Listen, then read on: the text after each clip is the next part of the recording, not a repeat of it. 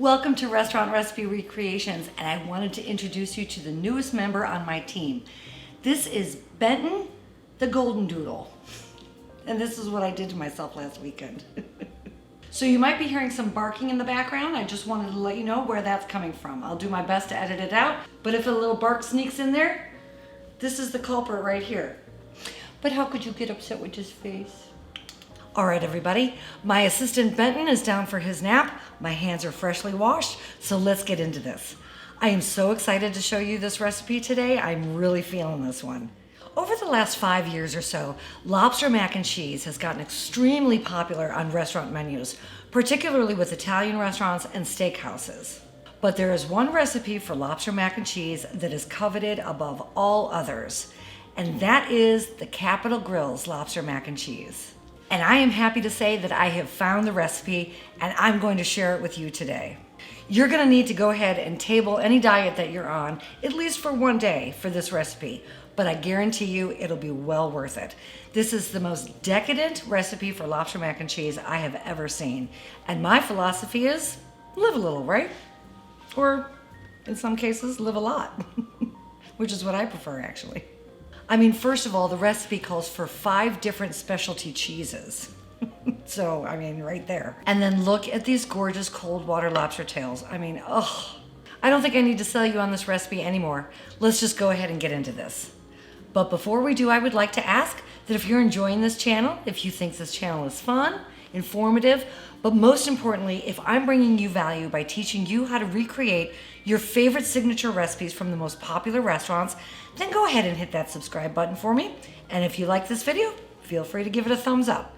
So what you'll need to make the Capital Grille's lobster mac and cheese are, of course, lobster.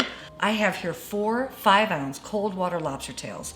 You can actually buy these lobster tails frozen at walmart.com, their delivery service. The link is down below if you're interested. I also have here white cheddar cheese, mascarpone, creamy Havarti cheese, grana padano, which is an Italian cheese, Parmesan cheese, campanelle pasta from Barilla, panko breadcrumb, and a quart of heavy whipping cream. You'll also need a little melted butter and some fresh kosher salt.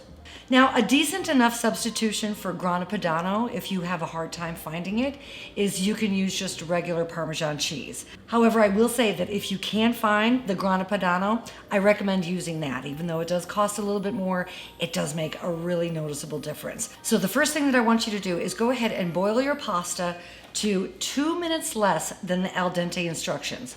So for the campanelle, for example, it says for al dente pasta, cook for 10 minutes, but I'm going to cook this pasta for 8 minutes because this finished dish is going to go into the oven for about 10 minutes or so.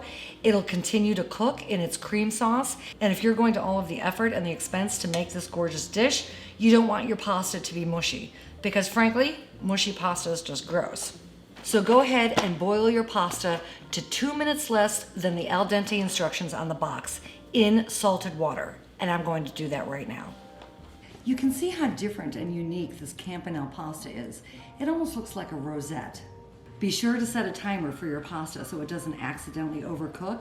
And while your pasta is boiling, let's go ahead and poach the lobster tails. So as I said, I have here 4 5-ounce cold water lobster tails that are in the shell, obviously. Take a large butcher's knife and pierce the shell down by the tail.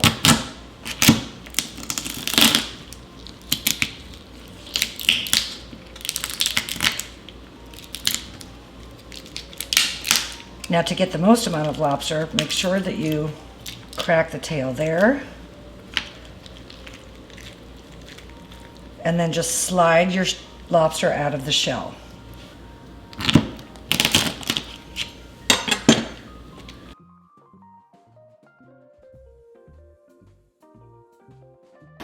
Place your lobster tails in about 1.5 inches of slightly boiling water for 3 minutes.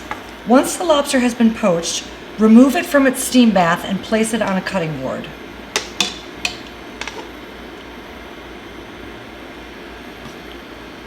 Dry off any excess water from the poaching because you don't want your lobster to be watery, obviously. Start by cutting each tail down the center and then chop into 1-inch chunks. When I said that this was decadent, I was not kidding. Okay, so now let's get the cheese sauce going so we can get this incredible lobster mac and cheese in the oven. Set your lobster off to the side, and now let's grate our cheeses. First, we're going to start with 8 ounces of a creamy Havarti.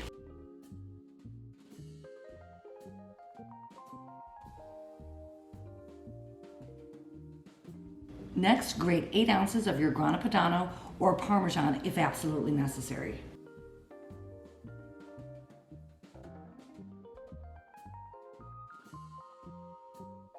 And then finally, grate 2 ounces of white cheddar.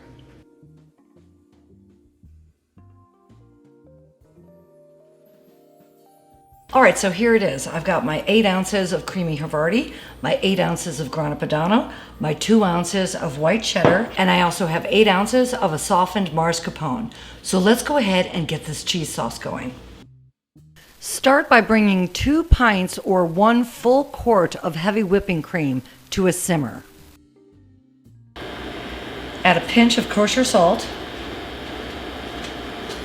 Once the heavy whipping cream comes to a simmer, add in 8 ounces of your softened mascarpone cheese.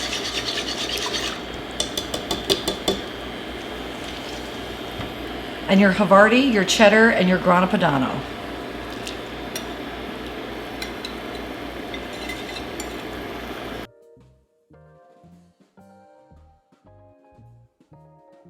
Continue to whisk your cheese and your cream together until all of the cheese has completely melted, and then allow the cream sauce to reduce for about 5 minutes on a low simmer.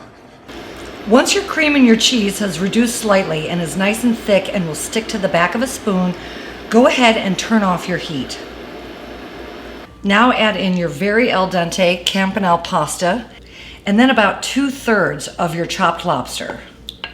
The rest of the lobster will go on top of the casserole dish. Stir the pasta, the cream, and the lobster until well incorporated. At the Capital Grill, they serve their lobster mac and cheese in individual cast iron skillets. But for easy home purposes, just go ahead and get yourself a porcelain casserole dish. Transfer your pasta and your lobster into a nonstick casserole dish. And now to finish this, take the remainder of your lobster chunks and go ahead and place them on top of your pasta. And then finally, take a 1/2 cup of panko breadcrumb, which is a coarse ground breadcrumb, Japanese style. Put that in a mixing bowl. A 1/2 cup of shredded Parmesan cheese. And 2 tablespoons of unsalted melted butter. And now mix these 3 ingredients around until all of the breadcrumbs have been moistened by the butter.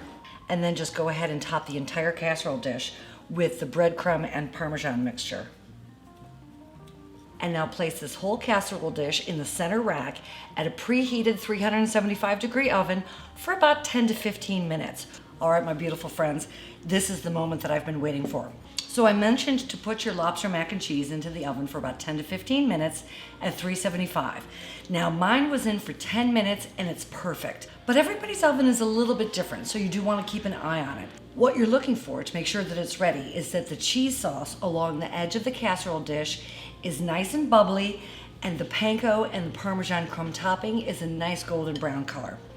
Now, once you take this out of the oven, you'll want to let it rest for about 5 minutes, as with most macaroni and cheeses, lasagnas, casseroles, just in general. And the reason for that is that it allows the hot pasta to absorb the cheese sauce so that when you serve it up, the cheese isn't all runny. And it's just perfect, just like this. Quite possibly 2 of my favorite things in the world is pasta in a cream sauce and lobster. So this is like heaven for me. I gotta get a bite of lobster too. Oh my gosh. Wow. I mean, seriously, wow. It is just such an elevated, sophisticated macaroni and cheese. It is literally no wonder why this is just like the sensation of the internet, and everybody wants this lobster mac and cheese recipe for their own. And now you have it. And it's a perfect side dish for a holiday dinner. So Thanksgiving is coming up, Christmas. And another perfect side dish to serve with this for the holidays would be my smoky Brussels sprouts from the Capital Grill. And you can watch that right here. And honestly, to say that this is decadent is a complete understatement. Enjoy your lobster mac and cheese from the Capital Grill. And until I see you all again, everybody, make it an awesome, awesome day. Cheers. I love y'all.